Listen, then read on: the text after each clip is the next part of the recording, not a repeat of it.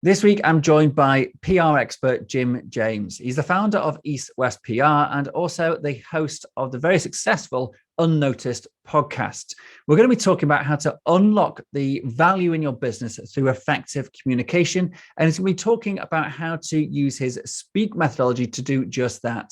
How to storify, how to personalize, how to engage, how to amplify, and how to know your audience in order to deliver higher levels of value and make your company a bigger success as a result.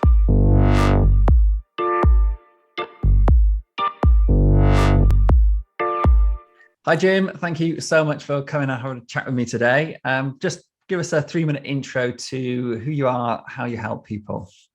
Steve, thanks so much for having me. I'm a big fan of the show, and also having worked with you, know just how impactful you are when you help companies to outsource their systems or build and outsource. So I'm an entrepreneur and I have been for 30 years now. I've built 8 businesses on 3 continents. I'm really the champion of the unnoticed. So what I love to do is I love to help business owners to express the full value of their business through public relations, through really a focus on content, consistency, and channels. Fantastic. Okay. I think, well, I know this is going to be a fantastic episode. It's one I've been looking forward to since we first spoke probably a couple of months ago now. Because what you do is so massively relevant to my business, but all small businesses. Getting yourself out there and letting people know what you do as a business is probably one of the things I think that we, generally speaking, probably you're self-excluded from this, but generally speaking, as business owners do pretty poorly. Like for myself, for example, just try to give some context about what we're going to talk about. I'm a creator by heart. I love solving problems. I love creating solutions and providing things that make people's lives easier. But what I'm not natural at is actually then selling that stuff and getting it out and helping people, because if we're not selling or promoting what we do, then no one gets the benefit. So what would your advice be for myself or, a typical business owner who's stuck in that role of just basically keeping on creating, but never actually getting themselves into the world? What are their first steps we should be taking? Well, Steve, I think you're right that most people start a business because they've found a problem to solve. Communicating that wasn't part of the original business plan, right? So people like you are great at solving problems, and it's almost the definition of being an entrepreneur, isn't it? And then how you get the value in your business unlocked through sharing that through effective communication is really a huge problem. So I think really it comes down to content, really, to start with. So I think that we create great information. And what most entrepreneurs struggle with is how to create that as content so that not just one, but different audiences can sort of empathize with that content. So let me just tell you what I mean by that. So on the whole, we tend to create content that we understand and we recognize. And I've developed a program called Speak PR, which is Storify, Personalize, Engage, Amplify, and to Know. And within the Speak PR program, we talk about content within the context of storification. We're often, as business owners, explaining what we do and how we do it. And the storification part of the role that we need to play as communicators on behalf of our business is to understand what it means for our clients, but also for our partners and for our employees. So storification is moving it away from how I'm solving the problem to how my customers and partners and employees are feeling about the problems that they're facing. Okay, so it's about taking the view from the other side. So what I mean by that is I'm offering a PR service. For example, I help clients to get noticed. But actually, people aren't looking to buy that service. What they're feeling is unnoticed. Okay, so that's why I've just published a book called The Unnoticed Entrepreneur, Stephen. It's all about helping people say, well, actually, it's great what I'm doing, but what I really need to do is I need to see what the person is coming to me for. So that's the first part with the storification, is not what you're offering, but what is the problem the other person is trying to solve. So sometimes that's quite hard to do where we're doing that internally. So a really good way of doing that is to record yourself and play it back, right? And play it back. And actually what happens is then you realize, wow, I'm just talking about myself all the time, or as a company, that's what we do. So the second part of the... Can I just stop you there, Jim? Yeah, of course. Just to get some clarification. So when you say record yourself, what are we recording when we're doing that? So our pitch, so you can either be on the video or in front of the mirror and you say, hi, my name is Steve, this is what I do. And what happens is you're going, that's great, but then why am I interested? Right? As opposed to, hi, what problems are you trying to solve? How do you feel when you come to my business? Are you feeling anxious? Are you feeling stressed? Are you feeling undervalued? Are you feeling that you need more staff? So when we record and play back, then we can start to get kind of an honest sense of how we're currently representing ourselves. Okay, so you can do that with a friend or a coach. So a large part of what an agency does is it listens to the client and then says, that's great from your perspective, but let me share with you, for example, what the journalist is going to be wanting to find out. They're going to know, how does it impact their readers, for example? Okay, so the second part really, Steve, is of the personalization is starting to think about who we're talking to. So first of all, we're saying what problems are people facing, but the second part is, who am I really addressing? And I'm sure you're familiar with this idea of the avatar, right? Or the persona, right? So what we need to do as business owners is start to understand who is our customer, who's our potential employee, who's our partner, for example, because they're not just the one audience that we need to address, because if we build a business, we're often doing it for clients, but we need to have staff, or we need to have virtual assistants, or we need to have partners. So personalization is about starting to take the message that we've got and making it relevant to the individuals. And we can only do that if we know who the individuals are. So is it, a middle-aged business person who's just started a business? That's one set of problems that they've got to solve.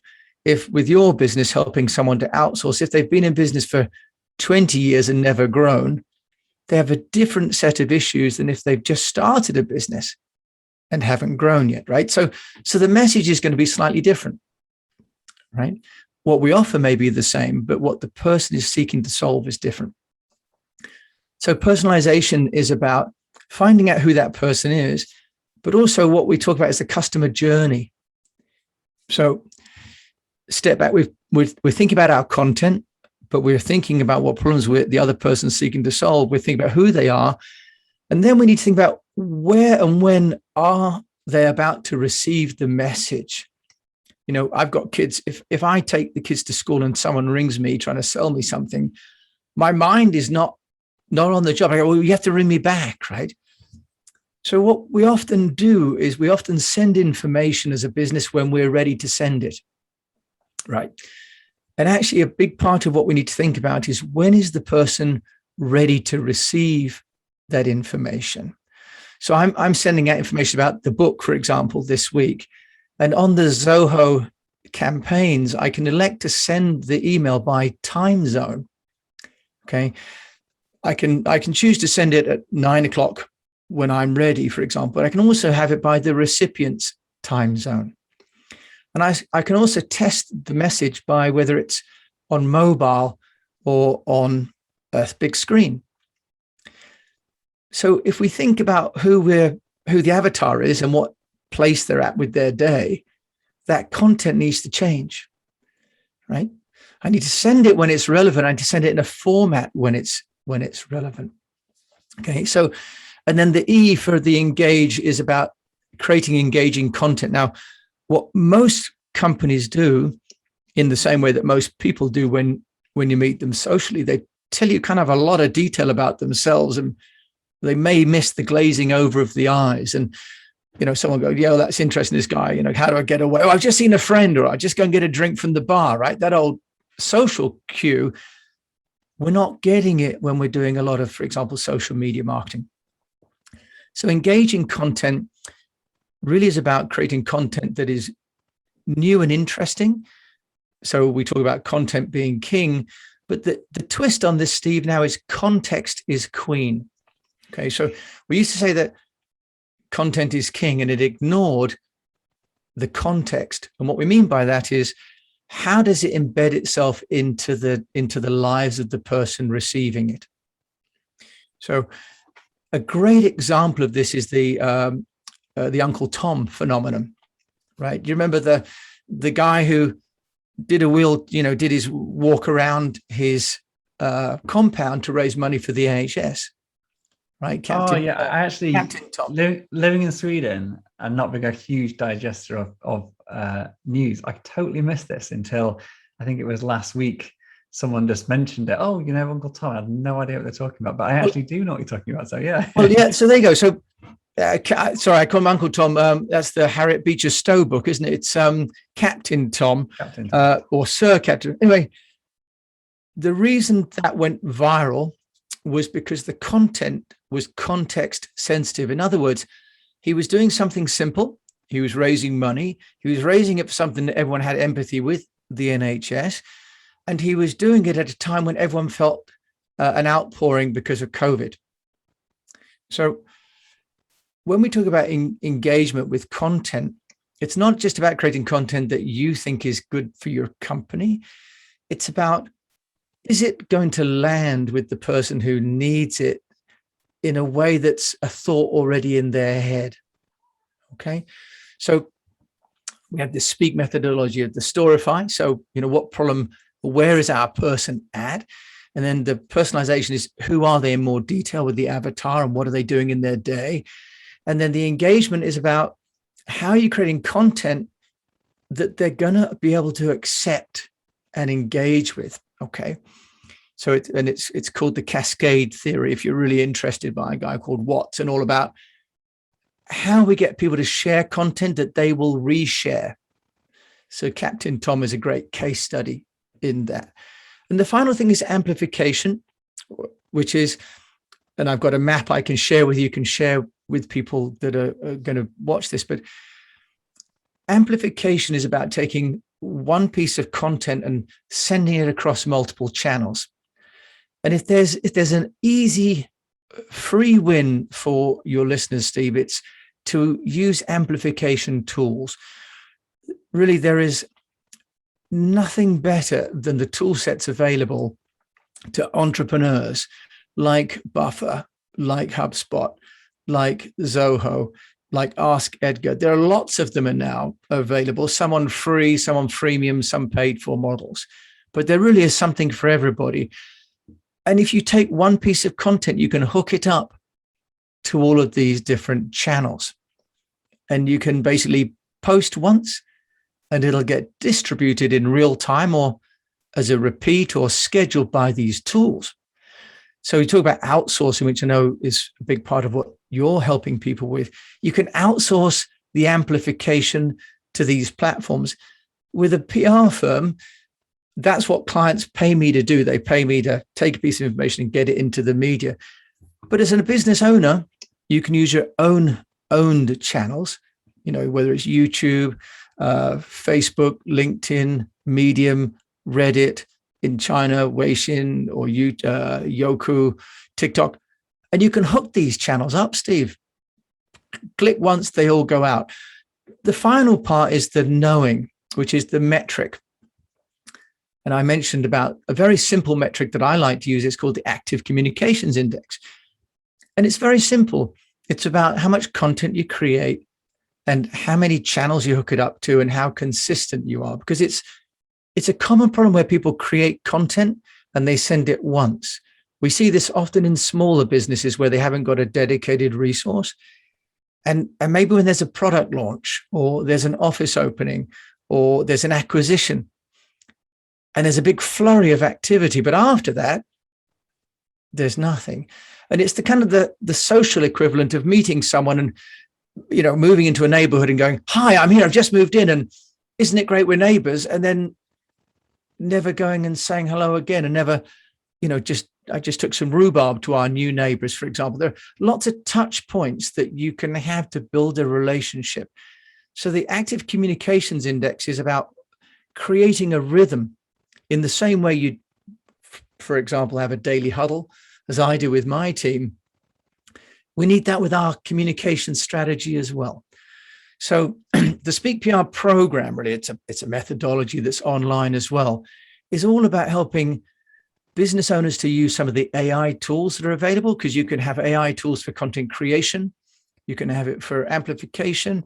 You can even have it for storification. It's amazing now what these tools will do for you. But it comes down to, first of all, putting your customer or your member of staff or your partner at the center of your story, not yourself. So if I can, I just finish with one anecdote, Steve, as an example. I think schools do this better than anybody. Schools do it better than anybody. So companies often talk about themselves and go like, I've just built this, isn't it great? You know, this is me, this is what it, isn't it great? You should buy one. When you go to a school, as I did, my daughters graduated from junior to senior school, and you go to school and the head teachers come up, they don't mention themselves at all. They say, your daughters have done brilliantly.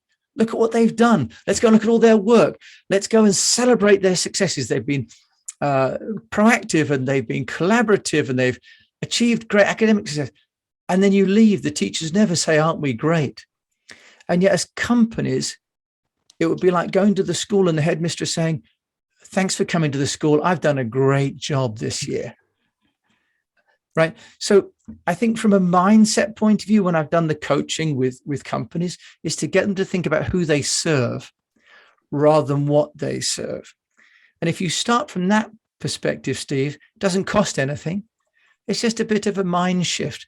And then actually the public relations becomes really good fun.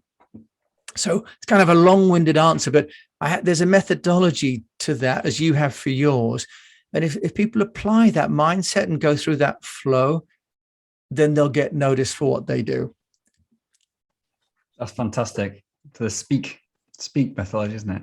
Yeah, and it's very simple because obviously speak kind of resonates. Does that make sense, Steve? So this idea that we talk about others, and in doing so, what happens is other people then start to talk about what we do. And it's actually a very simple human condition, right? To serve others before yourself. And by doing that, then your business will become known because other people become your advocates. Just in the same way, that's what happens for Apple, for example, or Tesla are the big examples, where actually people become evangelists for the brands because Apple doesn't really talk about itself. It has a developer conference. And then the developers go and talk about Apple. Yeah. No, I think that's an incredibly succinct collation, if that's the right word, of so many brilliant ideas for getting decent content out there on a regular basis. And I think that I really like the way you just basically put it together in quite a logical sequence as well. So really, well, thank you. I hope it sounded succinct, but it's a fairly simple mindset, really. Yeah, absolutely. I had a couple of things sprang to mind. I didn't want to sort of break up your flow, your train of thought, but a couple of things that one thing you mentioned was scheduling it to people's time zones, and something that I've not got statistics to say whether this works or not, but in the auto emailing app that I use called Active Campaign, you can actually use a predictive sending, which I know other apps also have, and therefore it'll match the regular opening click-through times of your clients. So you can actually, because sending it at 9 a.m., whatever time zone you're in, may actually not be right for some people. So some of the apps can actually help with a bit of AI technology, or albeit fairly rudimentary AI technology, can actually help you deliver content that actually gets opened more effectively. So other things you can do like that. So absolutely. And Zoho does the same thing, where you can be sending it as email, but also if you use, for example, Zoho and these other platforms, when you schedule your post on, let's say, to Twitter and Pinterest and wherever, you can also smart queue it. Yeah. Right. So same thing. So really, there is no better time to be an entrepreneur, because when I started my first business in Singapore in 95, when I flew out from England to start my first business, and then went to China in 2008, these tools were not there. as entrepreneurs, you had to work extremely hard, and you'd be staying up at night, and then you'd be checking it. That's why now, Steve, being an entrepreneur is fantastic. It's such a leveler, really. And also the other part about that is the metrics about when things are opened is real time. So it used to be you scheduled it and you didn't necessarily know an accurate, open rate and so on. But under this, knowing the quantification, I have this very simple ACI, because there are lots of vanity metrics about how much coverage and so on. But actually what matters is how much you put in. But the metrics on the other side as well are extremely powerful and very easy, and in most cases, low cost, in some cases, free to use. Yeah. So getting your reporting now is, depending on what app you're using, if you're using anything half decent, you can get incredibly detailed reports on every. We used to use HubSpot, and you could even tell how long someone had spent reading an email, which I thought was fantastic. We don't have that in Active Campaign, but that was a real indication of, if you give someone a 2-page email, if it's a long form email, open rate means nothing, because if they've only read the first sentence and then ditched it, then what's the point? But if you've got like a 12-minute read time, you're thinking, wow, this person's really engaged. They like what they read. And I think those sorts of metrics are super useful, I thought. And I think that what one has to also bear in mind is that these are available, but most business owners haven't necessarily got the time or the skill sets or the interest to dig that deep, right? So I think that one of the ways also of looking at, I know what you're doing, is helping to outsource. I think one aspect of that whole metrics is that using tools like Zoho, for example, or HubSpot is quite expensive. It's a big machine, really. Is they pretty much all have collaborative team platforms. Or what one can do is through Lastpass, which you kind of introduced me to, share with your virtual assistant the logins.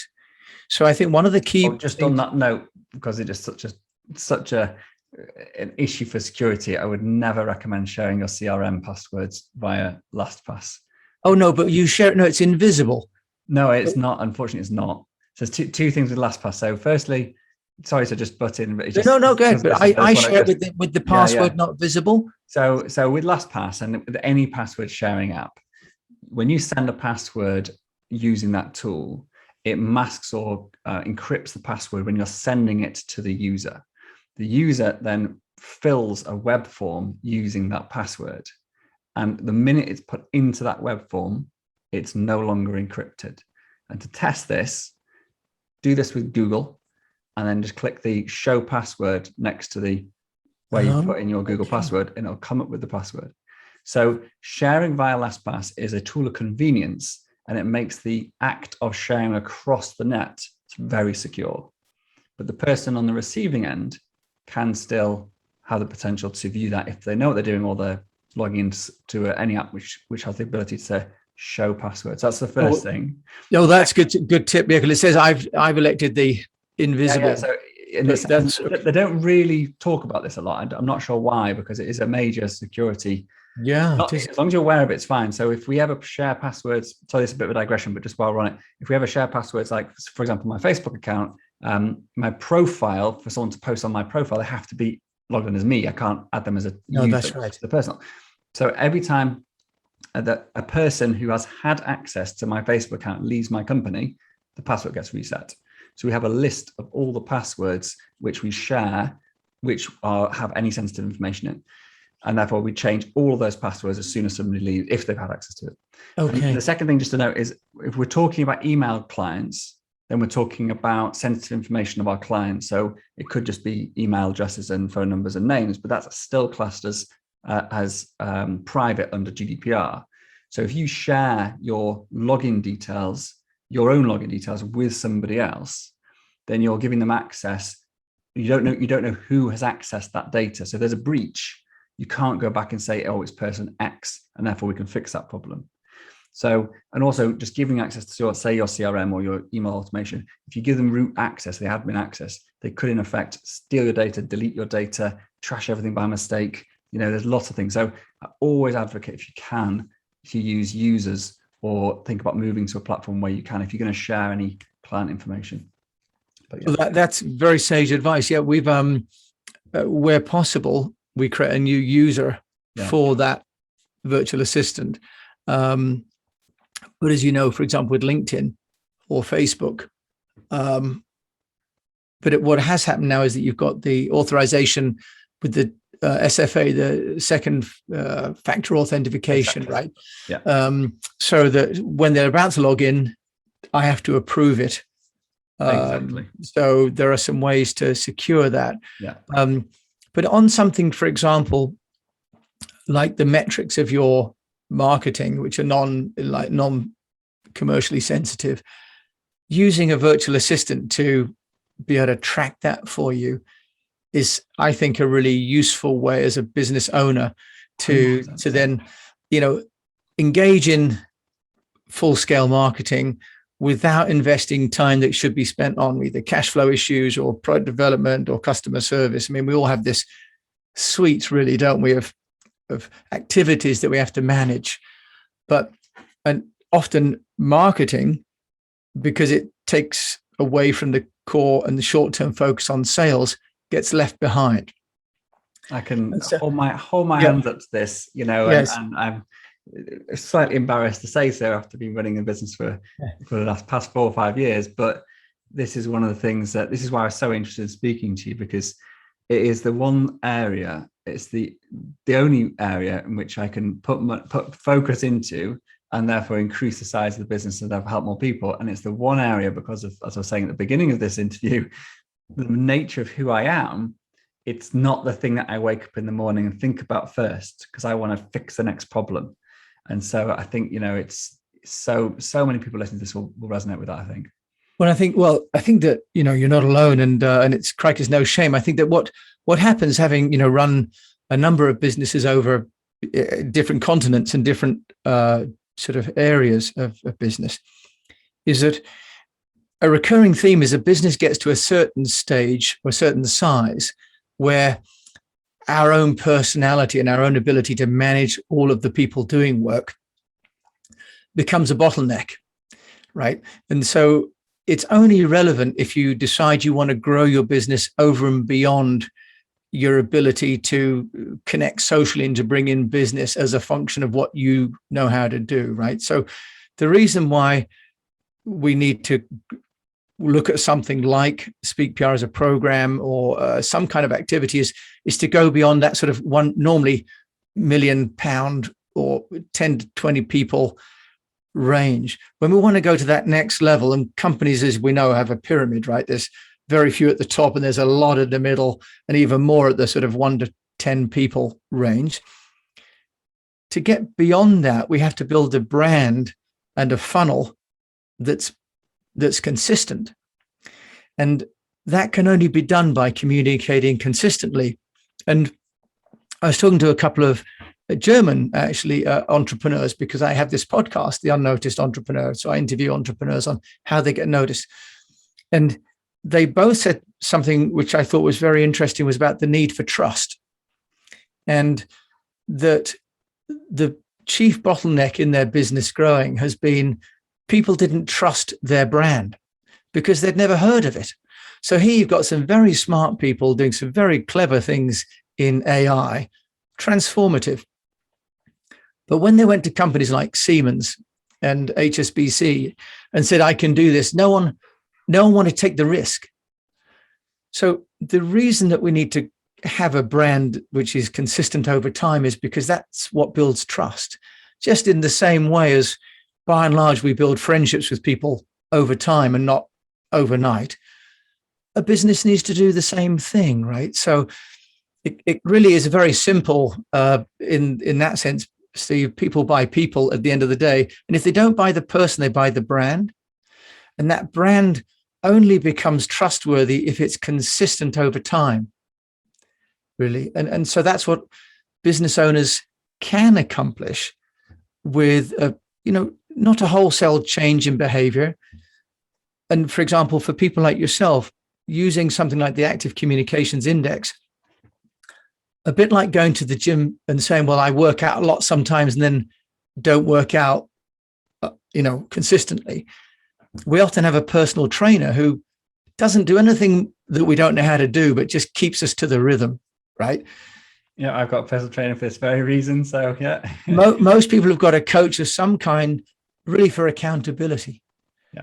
And I think that is something that, for example, this idea of this active communications index, if you look at how much content you're creating 1 week, how many channels you've got, which you don't need to change, and how often you send out that content, if your number is fluctuating wildly, a bit like if you keep track when you're training for a marathon, for example, like I did, every day I'd write down how many miles I had to do, and then, in advance, and then I had to track how many miles I'd actually done. You can see that you're doing enough or not enough work. And that creates really an impetus for changing one's behavior. And so can I just pick up one? Yeah. Sorry, don't want to. It's really interesting what you just said. So the consistency in what you're talking about, is consistency more important than volume? So fluctuating volume. So I guess I'm thinking about, I actually probably post now less than I used to, because I now have other people that are generally taking over that for me. But what is happening now, because it's not all on my head to remember to do it every day or every week, is that it goes out consistently. Yeah. So one of the parts of the ACI is that it drops down into a 2x2 matrix. And remember I mentioned under engage about the need to create engaging content. So on this quadrant, at the top, we have innovative, for being innovative content. Okay. If you think at 12 o'clock, if you like, and then I have to look at my watch, and then at 3 o'clock, just because I'm trying to remember where the numbers are now, we're all digital. At 3 o'clock, you have consistency. And then at 6 o'clock, you have dull, for dull content.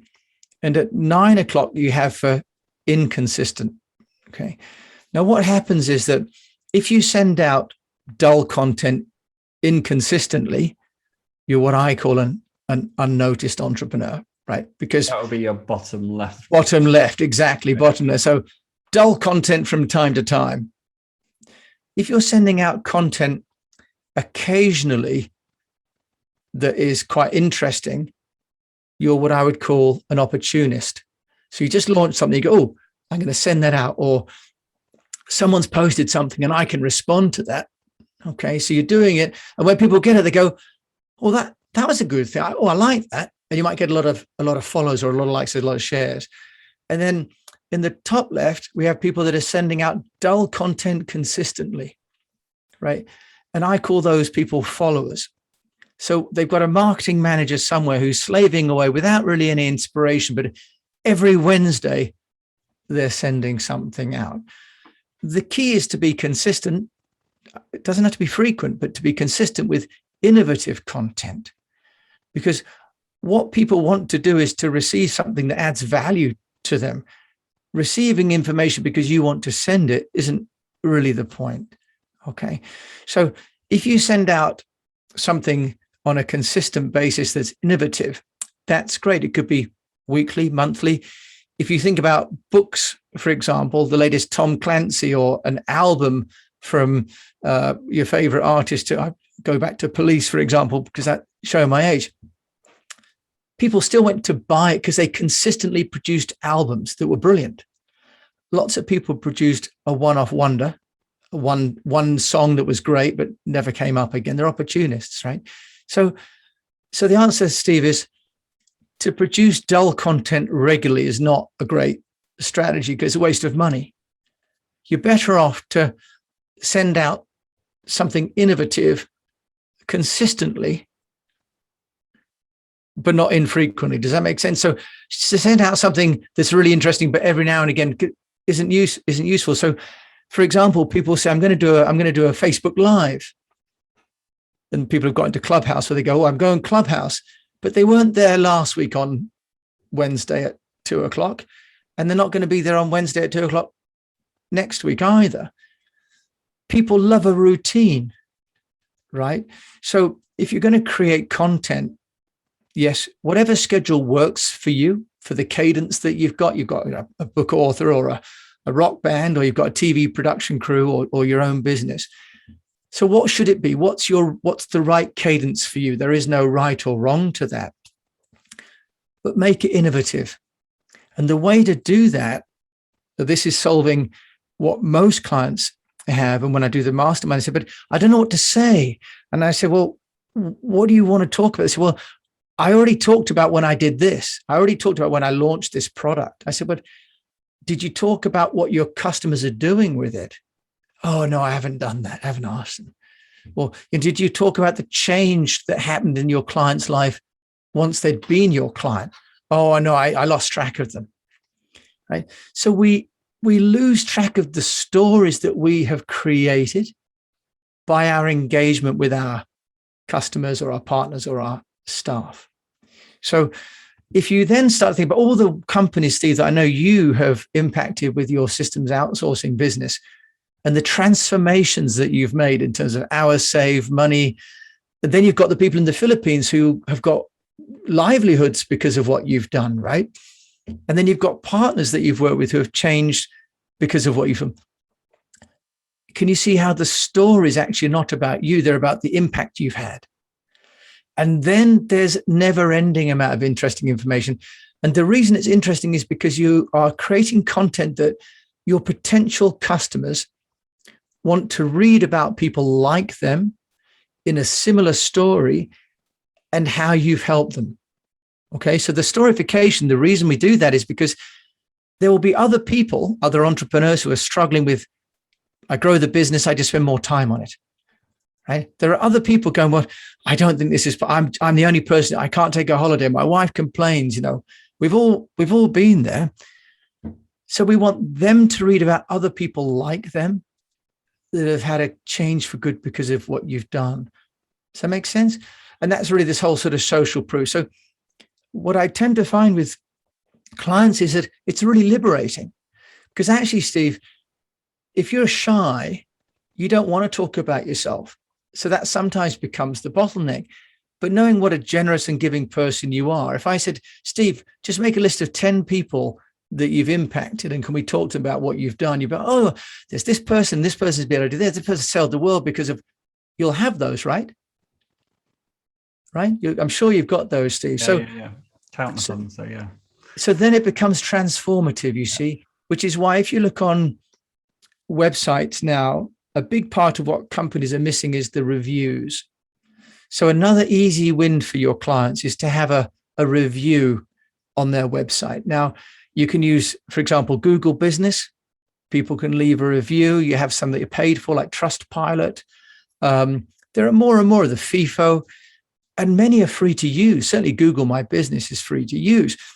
And it's an amazing statistic. It's something ridiculous, like 70% of all purchases around Google on the, when you do Google My Business are impacted by the reviews because actually I don't want to take a risk.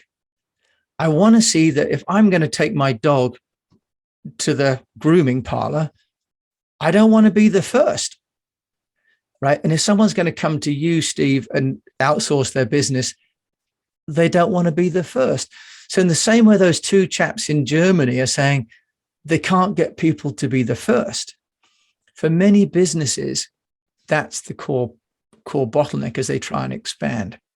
So does that make sense? So if you liberate yourself by not talking about yourself, but talking about who you've impacted, actually, for me anyway, that becomes lovely because you're just hearing all these great stories, right, of people that have gone on to great things. Can I just touch on this? Yeah. Does that help? Sorry, I'm sort of going on a bit there, but no, massively helpful and right. very, very relevant. And I'll tell you the truth, I have more case studies recorded, interviews with my success. There we go.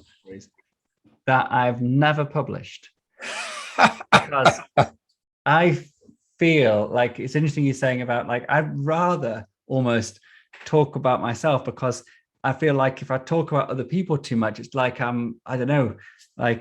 bigging myself up. It's such a strange mindset. I'm sharing this because I think other people, if I think it, other people must. Yeah. But I literally had a chat with one of my elite coaching clients this last week, and he basically opened up the meeting by saying, I've just been away for 18 days for the first time in my career and didn't check in with my team.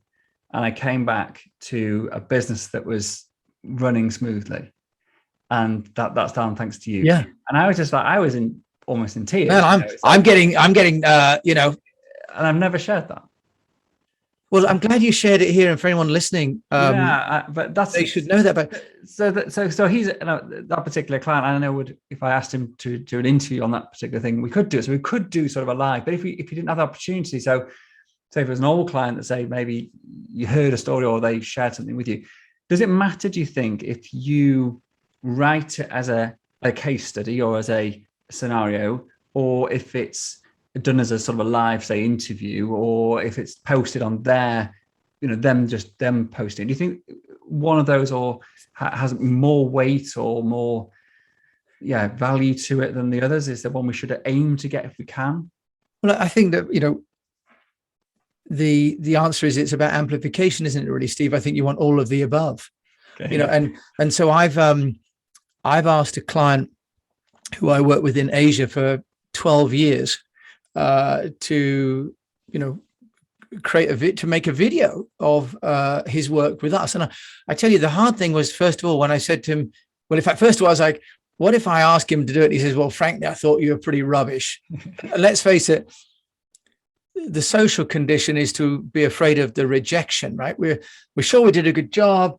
We invoiced, we got paid, but we're thinking, maybe they weren't as happy as I thought I was, and I got paid, and there's a new client coming in. So do I want to ask the question, right? And anyway, so I asked this chap called Michael Costigan, and he goes, mate, he said, I'd love to. We worked, transform my business. And he worked for a large multinational, and I implemented the Speak PR program across Asia for them. And although it wasn't called that at the time, but really what I've done is taken the way that I've worked as an agency on clients for many years and made it into sort of, if you like, an external facing service. Yeah. And he's created this wonderful video. Now I've got it on my Vimeo. And then just the other day, we were pitching for a client out of Hong Kong, and they've written saying, can we have a testimonial? And I sent them the link to the Vimeo, So I think that I haven't done that yet, but we can embed that on our website, but it's in my Vimeo. So I think I would say, let's not be too British about it. Yeah. Would be one thing. And the Americans are always good at saying, and I hope I'm not upsetting anybody here, but I think the Americans are always very upfront about saying what they're good at, often in advance of demonstrating that they're good at it. And somehow that self-belief translates often into the results, right? But I would encourage you and your clients, your clients, Systems Outsource, is to reach out to people. Well, and the other thing, you mean? Yeah, listeners. And I also think that we can do that on LinkedIn. One of the things that I've started to do, I haven't done enough of, is endorse me on LinkedIn. Yeah. I have 8,000 connections. I've been working for clients. Over 25 years, I've served over 600 clients. And I've always been too shy to say, what did you think? Can you endorse me? But the minute you say, can you endorse people go, of course, I'd love to. But as business owners, the way of looking at this perhaps is that this isn't about validating, you and me. It's about, if we create a product or service that's of so much value to our clients, why on earth would we not want to impact more people with that? Steve, that you can have more people have more time and less stress, don't you? Yeah. And retain profit. Yeah. So why would you not want other people to know that, right? So if one thinks about it in terms of, actually, I can help more people to have better lives, rather than I'm talking about myself. If we have a different mindset, then it becomes quite a natural extension to want as many people as possible to say that about us, right? And to share it. Yeah, I read a really interesting quote, and forgive me, I can't remember who it's by, but it's something along the lines of, if you genuinely believe you add value to the world, then it's not only, well, it's your duty to share it, because if not, then it's almost selfish, because if you can change and help people's lives by improving them, then holding it back is actually doing them an injustice. So exactly, Steve. So if you think about how many marriages you could save, or how many lives you can transform through helping people to outsource, then surely you'd want to share that with as many people as you can. And the other point that we didn't touch on was the media interest in case studies. So media always ask for case studies more than product information, because it's how we solved the problem is what's interesting, not what did we sell. Because the readers of that magazine or podcast or whatever TV program are looking for solutions. They're not looking for a product to buy. They're looking for someone like them has solved the same kind of problem in this way. So if you have a case study of how someone has done outsourcing, you'll find a magazine like entrepreneur.com would love that story, because it's a story about actually your client, right? It's a story about an entrepreneur. You just happen to be the facilitator of that, Steve. So if you can get those with pictures and testimonial with a bit of what we call top and tailing, bit of context, few statistics, then you've got an oven-ready pie for the media to publish. Fantastic advice, Jim, end to end. I wish I could keep talking to you for hours, because I'm getting massive value from this. So I'm sure. Well, thank you. I hope anyone listening would as well. But unfortunately, we're going to have to draw it to a close. But yeah, no, of course. It has genuinely been one of my favorite interviews so far, not listing any other interview I've ever done. But yeah, it's been really relevant and very topical for me at the moment, because this is one of the areas that I'm really trying to focus on at the moment to get right. Because I think that, I've spoken to many of my clients who are in similar situations to me, is we exactly what you just said, but we do all this stuff. We put our hearts and soul into something. We change people's lives. They tell us about it even. I'm actually quite good at asking people, but yet I don't share that. And that's really what the Unnoticed Entrepreneur book, which is now available on Amazon and Barnes and Noble. I've interviewed, well, actually 340 people on my podcast, but I've taken 50 to start with. And in there, Steve, are tips and tools and advice and some case studies for people like you to see how easy it can be without feeling self-confident and embarrassed that you're somehow promoting yourself. And ultimately, of course, as a business owner, you do owe it to your clients and future clients to promote what you do. Because if you believe in what you do, you owe it to other people to have the benefit of your service. And having worked with you, Steve, I know that's absolutely true. People need what you offer. So don't hide that bushel under a, I'll say that again, don't hide that fire under a bushel. Incredibly kind of you to say. Thank you very much. All right, Jim, thank you. It's been a pleasure. I do have a couple of questions I always like to ask people at the end, just to put you on the spot, if you don't mind. You've mentioned some apps, AI apps mentioned, for example, or any other, you mentioned a few other CRM type apps as well. But if you had to pick 3 of the best apps that you've used, or could be browser plugins, could be, whatever sort of technology-based things that you've used to help you, what would they be? Yeah, I'll happily help you with that. So I think I'm going to share with you around content creation, because that's the bottleneck for most entrepreneurs. Yeah. And that's the bit that's hard to outsource. Excuse me. The first one I'd recommend is one called Descript, descript.com. And I can send you a link to that. Yeah, Descript, we'll put all the links for everything in the show notes. Yeah, and Descript enables you to make content extremely quickly as video and text and audio. You can do a screen capture, and you can screen capture and camera capture simultaneously, and it will automatically transcribe your content for you. And then you edit the writing. And by editing the writing, you edit the audio and the video simultaneously. Now, is this the app which allows you to then, probably shouldn't say this, but I'm getting excited as I do about technology. You can then, once it learns your voice, you can then type in and it'll then fill in the gaps. It's called an overdub. That's it. I will give you. I watched a Pat Flynn video on this. I've got that, and I'll give you an affiliate link. Because anyone listening to this, check this out. It's I tell you what, I've not got it yet, but it's on my wish list. And it's I think I pay $28 or $30 a month.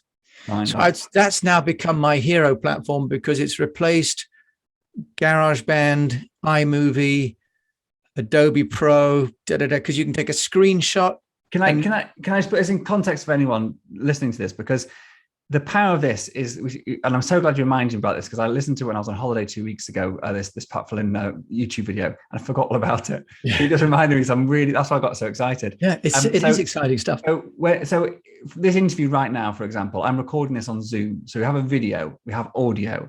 Those things, when I send this to the podcast agency, they're going to edit the audio.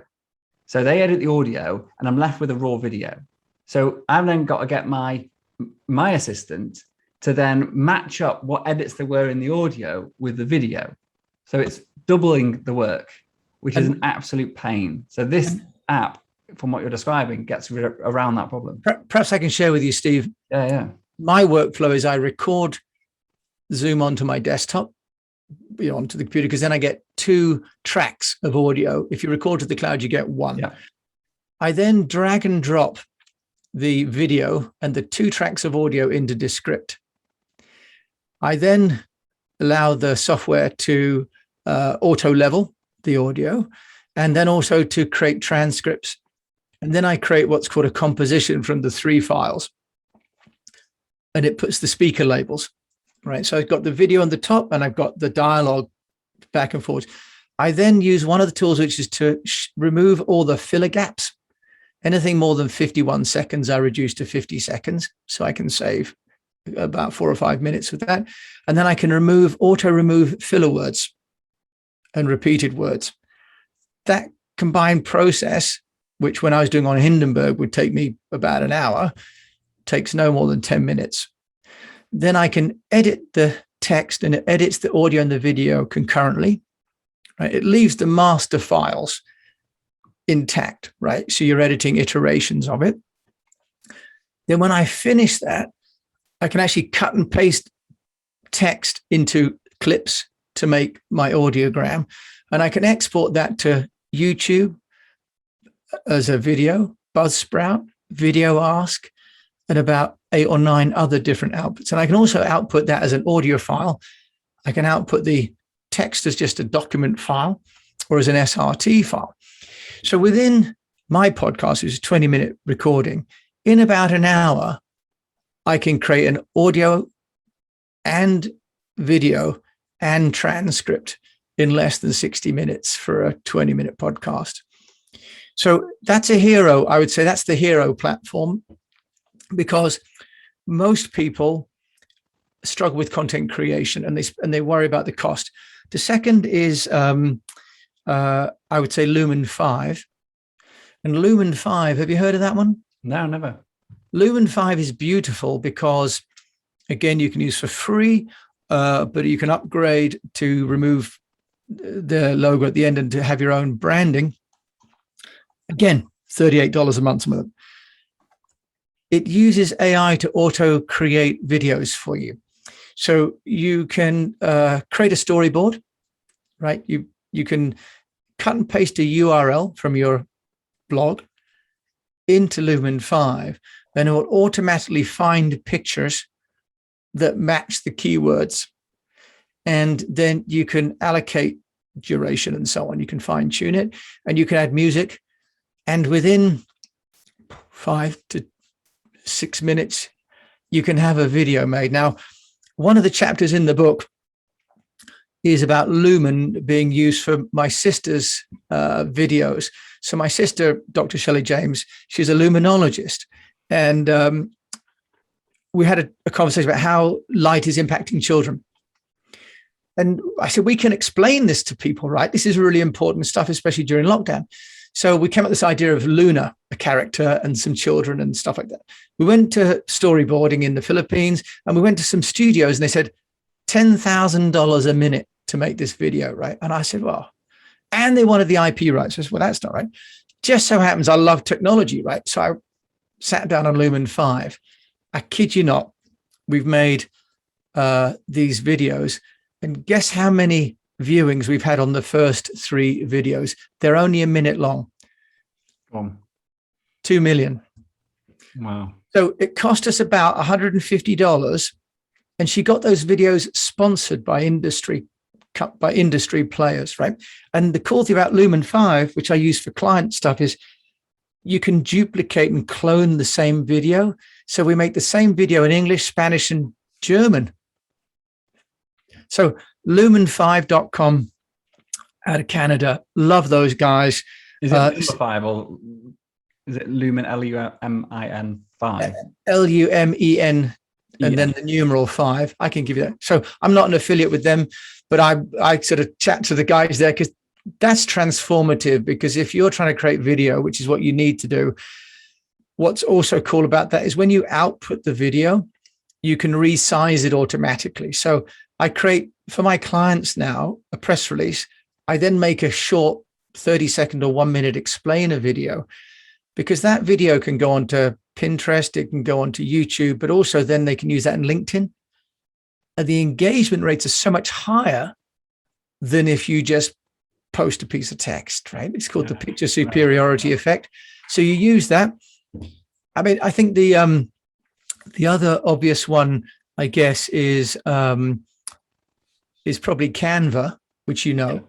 Yeah. And there's another one like that, which the name escapes me. But I think that if you are struggling with content, there is another nice one I will mention because you know Canva already. There's another nice one called AI Writer. Is that similar to copy.ai? Yes, similar. Okay. Run by a young German guy, different to the other two. The other two are doing some more sophisticated sort of editing and da-da. But ai-writer.com, you can put in some sentences. And what's this is beautiful, Steve, is it will create an article for you, 800 words, for example.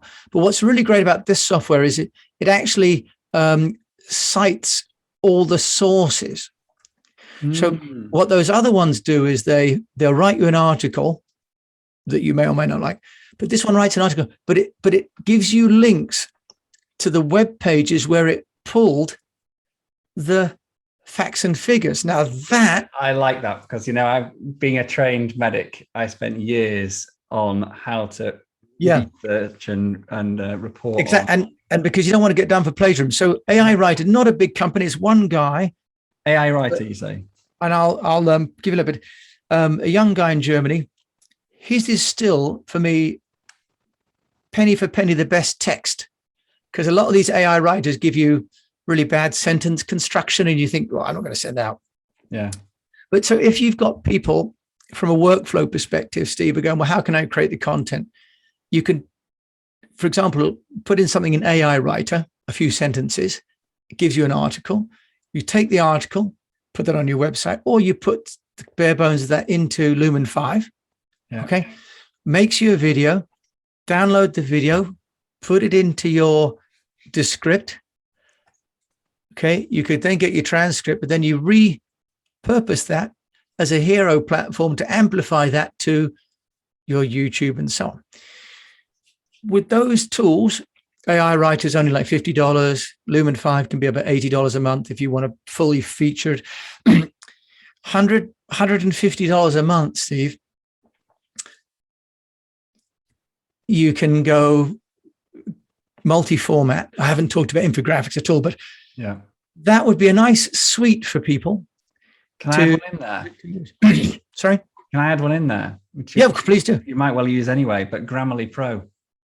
Yes.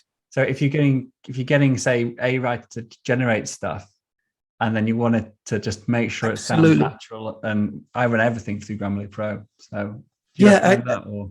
And Grammarly, there's the free one on your browser. Absolutely. So if you get into the refinement, you know, and then you can go in, there's a website sentences for you and take out any repeating words. It sort of like makes it just, and you can set the age. So you should obviously, when you're doing, well, I've been told anyway, say obviously, but you should set the age to like, was it 7 to 9 year olds for a typical marketing content? Yes, it's pretty alarming actually, how they do by sort of US levels. So you're right. I mean, there are over 8,000 MarTech tools. And actually, I created a short directory called the Technology Applications Directory with 100, which I need to update, but I can share with you. Throughout the entire content creation, amplification, measurement process, there are tools, absolutely big and small. And I think the emphasis is on ensuring that it doesn't become so burdensome that people avoid doing it, right? The reason I like Lumen 5 is because for someone like my sister, who, like you, she's brilliant at what she does, but she's like, well, how do I tell anybody? It's a very quick win. It's a very quick win and a very low cost one. You know, put your logo in, let it create the content, download it and share it on your Facebook. And within 5 minutes, so I like those easy to win solutions, Steve, and the bigger ones like Descriptor, you know, more fully featured. But so it's a very, very exciting. A guy called Scott Bringer, who writes the book on MarTech, who came on my show, calls it the second golden age of marketing technology, because the first was all these content platforms, and the second is the AI-enabled platforms. So it's quite scary, actually, just thinking ahead about, you know, how much content is actually going to be genuinely written by a human in the future when you think about it. So, and I think that's going to be the danger. Is that I tried one platform, and I won't mention the name, but some of the content was just really junk. And I think that what we have to be careful of is that we lose our own voice. Yeah. And so the Grammarly is great. The danger is then, actually, I like to write in a slightly idiosyncratic way. And if it's telling me that I need to write it in this way, it's actually what it's doing is telling me kind of lots of people write that way. Yeah, yeah. I think maybe, I mean, you're probably two ends of the spectrum. You're probably, I would imagine, quite a good writer. Whereas I know better than anybody else. I struggle and often end up repeating myself, and often end up, I'm dyslexic as well, so my spelling can be terrible. And so things like Grammarly for me are just an absolute. Oh, for sure. And I think if there's I totally get your point. But I think, Steve, if there's a key message, and like I really appreciate you giving me the opportunity to share, you know, what I want to do, because, you know, my mission is to be the champion of the unnoticed, right? There are so many business owners like you and like my sister that have got value, equity, you know, locked up in their businesses just for being mute. And there's no need. And, you know, there are some very easy to use and low cost tools to help people to gain their confidence. And I think what I'd say to people and to you is, you know, like when you go to the gym, you don't work out to be for a marathon straight away. You know, you run to the end of the street, then that seems a bit too short. And then, you know, build up over time. Yeah. Have a low frequency, but make it consistent. Once a month, and then twice a month, and then 3, and then 4, and then it's once a week, right? And you get to a certain optimal level, and then you don't have to worry about it anymore. But just to encourage people to share what they're doing and to take pictures and to share pictures, because often people underrepresent themselves when actually they could take a picture, and a message can be very, very simple. So keep it simple, and no one's there to judge you, Steve, for how you write. They're interested in the impact you're going to make on them. Yeah, very, very wise words and greatly appreciated. So, well, thanks for listening. One very last question, Jim, but then we must draw it to a close. No, I'm going to ask you 2 questions. First one is, the title of this podcast is Systemize Your Success. What does success mean to you? Well, success for me is that I can spend the time with the people that I care for when when they need me, really. I love that in 25 years of being my own boss, I've been able to take my kids to school every day. And then I've been the homeroom parent, and I've taken my girls rock climbing and paddle boarding. I love that I can have control over my time. So success for me is personal time control. Couldn't agree with you more. And lastly, do you believe you can systemize your success?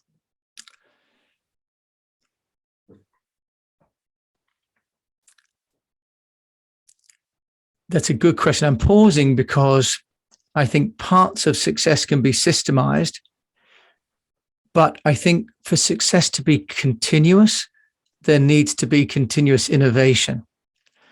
And so I think a bit like those pontoon bridges that they build with the army. They go a little bit across the river. They put the pontoon down when they know it's deep enough. And then they move to the next part of the river, do the surveying, then they build the next bit.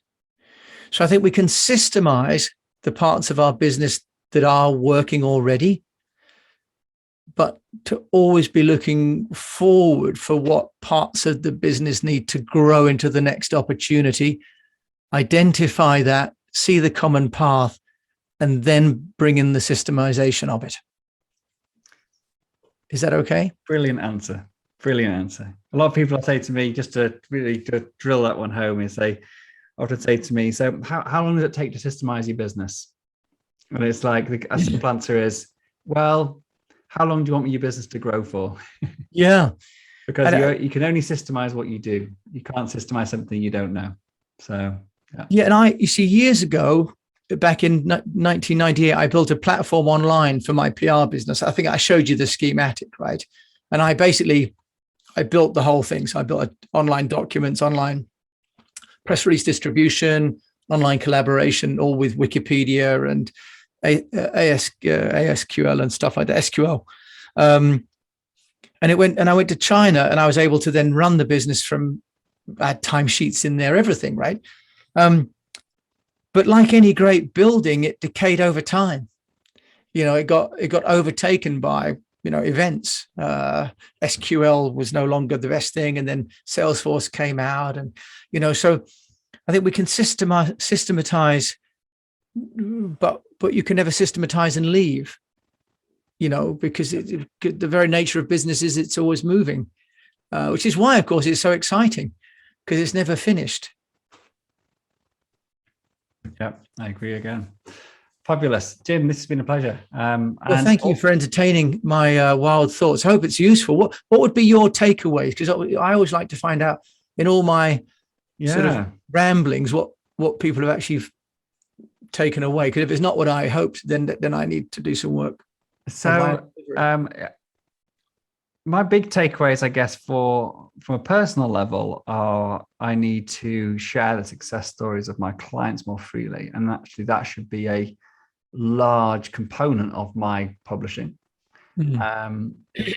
That I should go make sure that I'm being consistent, regardless of the cadence of that, but make sure whatever I decide, a bit like my podcast now goes out once a week, I've committed to that, and that's what I do. I should have the same diligence with every piece of content or every type of content that I do. And probably those two things, if I just did those two things and stay innovative, make sure that I love writing content and putting thought into it. And I think that one of the things that I've probably been guilty of is trying to keep up with the Joneses on volume. And actually, when I think about the content that I create that gets engagement and gets the not only just the likes, but the comments or the replies from my email saying, Steve, this is a brilliant email, thanks for sending it. That doesn't come from the, hey, check out this new thing I've done, blah, blah, blah. It comes from well thought, structured, and it may take a few hours to create something. But I think going back to actually doing that, say once a month, than trying to get something out every 3 days is probably more me. And you can still do the other stuff, but make sure I'm keeping consistent with that at least. Good. Yeah. And I think that's the point about there's no right or wrong, right? It's what's right for you. And, you're plainly a bright guy, and you can see in that idea, I don't know whether that quadrant works for you, that idea of... I'm a visual learner, so I can see it straight away. With this idea, and I created this score app, which I'm trying now, where people can take the test, and it puts them in these boxes. Give us a link, Jim. We'll whack it in their show notes. Yeah, I will do. And the idea of anyway, so yeah. And I guess what I'm hoping as well is that I'm hoping the takeaway is essentially a positive one. That, as I put in the book, getting noticed is not a function of scale and budget, right? It's about doing interesting things like Captain Tom. He's an old man in his 90s walking around his garden, but goes viral, right? It's not about, whereas you haven't heard of IBM for a long time. So it is about creating something that's engaging and compelling, that other people feel resonates for them, right? Yeah. And anyone can do that. That's why you're in business. If you weren't, you wouldn't have any clients. Yeah. Oh, brilliant. So much great. I'll be listening to this podcast episode. Well, thanks. I'm glad that's of use. I'm glad that's of use. I'm doubtless, that's the wrong word. I have no doubt that well, doubtless is great. Yeah. I have no doubt that this is going to be of much use to everyone who listens to it. So again, thank you very much indeed. And just one last time, if people want to find you, we will put everything in the show notes, but what's the best place for people to come and find out more about what you do and how you can help, Jim? Yeah, I think if they come to me on LinkedIn, I'm just Jim James, champion of the Unnoticed. EASTWEST Public Relations is the company name. Perfect. Thank you very much indeed. This has been absolutely pleasure. And let's do a quick screenshot, because then I always post these out on LinkedIn, and I post these on my social. Oh, hang on. That we've done the call, you see. So give us a thumbs up. Great. So then that's another, see, cheap and cheerful. Yeah. But a little bit of content. Post that saying we had a conversation. Yeah. No, great. And if you're watching this on YouTube, that thing on the top right-hand corner of Jim's screen, go on, flick it up while it's on, Jim. Sorry for anyone on the podcast who's not going to see this, but he's got this great diagram, the Amplify diagram. What do you want me to? Before we came online, can you just do that on full screen? Oh, it's done. It's shared like that. I see. Oh, there you go. Well, what I'll do is do a share. Oh. We're going to share again. This is all very professional, nice and slick. There you go. How's that? There we go. Fabulous. So anyone, if you're listening to this on the podcast, this will be in the show notes as well. I checked with Jim before. He said he could share this. Yeah, absolutely. Great diagram showing how you basically take your podcast, whack it through some of the apps we talked about before, and get it out to multiple different channels. It's just basically an overview of the repurposing framework, really. It's a very useful visual tool. And I've got that as a template I can share. And, obviously that's in the end brought the book. So it doesn't have to be a podcast. You could be writing articles. The point is that you repurpose your content. Yeah, so whatever your primary channel is, and then get it out there. So yeah. Love it. Cheers, Jim. Thanks very much. It's been a pleasure. Dr. Steve Day, thank you so much for spending your day with me. Thank you so much.